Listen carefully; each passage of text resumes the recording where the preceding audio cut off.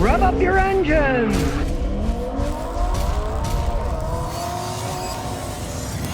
Okay, the average new car today is around $50,000, 49 and change, right? Guy bought this car brand new for around $20,000. He's put 200,000 miles on it, and it's still running, getting good gas mileage, and it is a Mazda 3. They've been making them for 22 years. They got a pretty good idea. Now, if you look at Mazda historically, I've been a mechanic for a really long time. You go back a few decades, all of my customers hated them because the automatic transmissions would blow up. They'd fix them and then that one would blow up. I had one customer went through 3 of them in 5 years. These do not have that problem. Realize Toyota owns a percentage of Mazda. They share technology, and the Mazdas are actually really well-made cars in most cases for the money that you're going to spend, because now this car is 12 years old. He paid 20 grand. You can still get these things. I priced around locally. You can get them for anywhere from $24,000 to $26,000, half of what the average new car costs. People will say, but Scotty, you like Toyotas. Yes, but do I like Toyotas that cost $14,000 or $15,000 more? I do have to say, I probably wouldn't, because I'm a cheapskate. Now I buy them used, but still, you look at a used Mazda 3, and look at a used Toyota, you're probably going to find it's still $8,000 to $10,000 cheaper than the used Toyota. They don't have the reputation that they probably should deserve with their modern stuff. Now, this is a front-wheel drive. Do you really need all-wheel drive? Guy lives in Rhode Island. He doesn't even buy snow tires for it in the winter, and he has no problems. Okay, this thing's got over 200,000 miles. It still gets over 40 miles per gallon on the highway because it's front-wheel drive. All-wheel drive, you get worse gas mileage, more complexity, 200,000 miles, and you're still getting over 40 miles a gallon. You can't complain about that. It doesn't burn oil either. Think Toyota, but it says Mazda on it, right? As we look under the hood, oh, it's still got the blue Skyactiv cover. It's pretty cool. Gotta say, it doesn't burn oil. It gets over 40 miles a gallon on a highway. And I can see looking around, most of the parts are original. You do notice on the strut tires here, you see a lot of rust that's starting. Now that particular bit is more or less superficial, but that's the problem. He lives in Rhode Island, where they use pure salt on the roads in the winter, and it tends to eat them up. He had to have the control arms in the front, both of them replaced. Cost him like $300 a piece for them. There's aftermarket parts and stuff, right? So that isn't all too bad. But realize, even though the body isn't rotten, all the steel and iron parts, rotors, control arms, they're going to eventually corrode. And you come to a point where you got to decide, hey, is it time to get another car if everything starts coming apart? But when you look at the rest of the car, you'll see, hey, are the fenders rotting out? No, they're not. Even the original wheels are in good shape. I'm telling you, these cars were pretty well made. Americans want big, giant monstrosity things, right?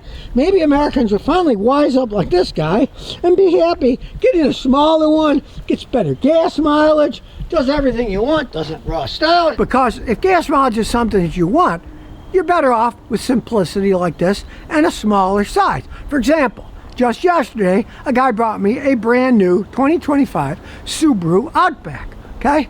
It was a nice vehicle. The guy looked all around, and he ended up buying it at a very good price. He got it for $28,000. Brand new. Now, that is a really good price, right?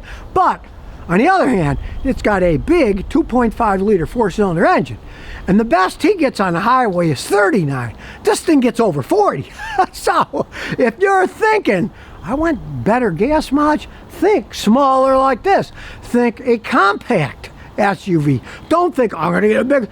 The bigger they come, the worse the gas mileage is. It doesn't matter. They're heavier, they weigh more. If the engine's bigger, it's going to take more energy to pull itself because it weighs more. This engine, as you'll see when we road test it, probably has plenty of zip to it. It's got a real transmission in it. It's a 6-speed automatic. It's not one of those crappy CVTs. See, now Mazda is a smart company. Their little ad zoom zoom. Of course, ads are always a bunch of malarkey, but in the case of the zoom zoom, they are zoom zoom. And they're zoom zoom because a lot of them still have real automatic transmissions like this. This is why a lot of people buy them.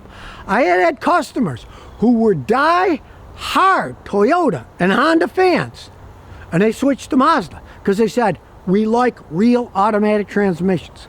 The automatic transmission in our 18-year-old Matrix is a real automatic transmission. Still works. Gets 37 miles a gallon on the highway, right? Fun to drive. Get in one with a CVT transmission. They're just not the same. They don't last as long. They don't have the fun drivability where this may be a little car, but it still can be fun to drive around. You don't necessarily have to go with a big engine that's a gas hog because it's a smaller vehicle. The less they weigh, the better gas mileage you're going to get. And as we look inside, 1,000 miles. Okay. Held up pretty well. Now this guy, he's in shape. He's not 800 pounds, you can tell. The seat is still in immaculate shape. It's not squashed in. It's a compact SUV, but still, look at the space. There's still space. The back seat's still in excellent shape. It's got a nice trunk. It's not completely humongous, but when you put the seats down, just like my Matrix, you got a reasonable amount of space for carrying stuff around.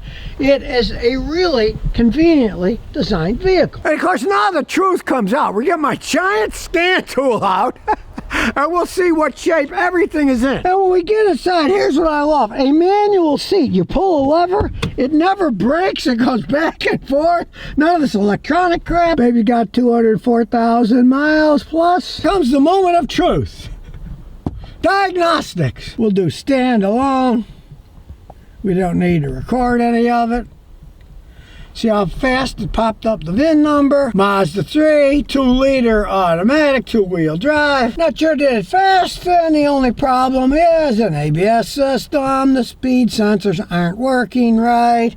So, I mean, really. Now, his ABS light isn't even coming on, so some of this could have been from low battery power. So we're gonna erase all that crap, see if any of it comes back later. They're all gone now. So we'll start her up, and we're gonna look at live data. Powertrain control module. We'll go to live data. Here's some red. Red is bad. Red is the air conditioning pressure sensor. Okay? That's because the refrigerant's leaked out. He knows that. He bought a can. He's going to put it in when summer comes. Winter's here now, right? But that shows you how good these systems are. It knows it's low on refrigerant. Modern cars are a lot more complex than they used to be. You'd have to gas your pressure thing. This knows the pressure's low, so he's going to add some in.